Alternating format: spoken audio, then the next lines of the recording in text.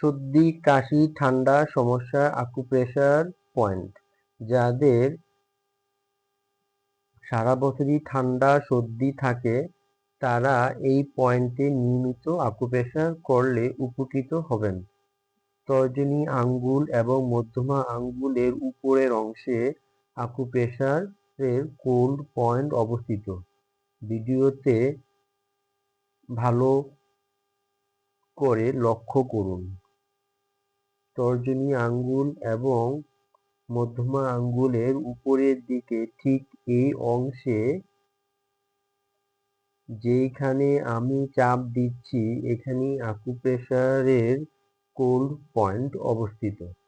দুই হাতেই এই পয়েন্ট প্রতিদিন আকুপ্রেশার করতে হবে। প্রতিদিন সকালে ও রাতে 5 মিনিট আকুপ্রেশার করলে উপকৃত হবেন।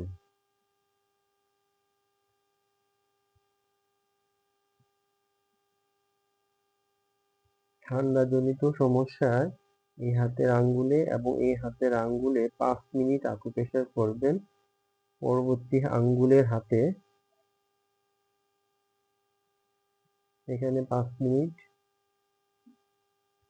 এখানে 5 মিনিট আকুপ্রেশার করবেন। নিয়মিত আকুপ্রেশার করতে হবে, তাহলে আপনার ঠান্ডা হাঁচি কাশি জনিত সমস্যা থেকে মুক্তি পাবেন আকুপ্রেশারের মাধ্যমে।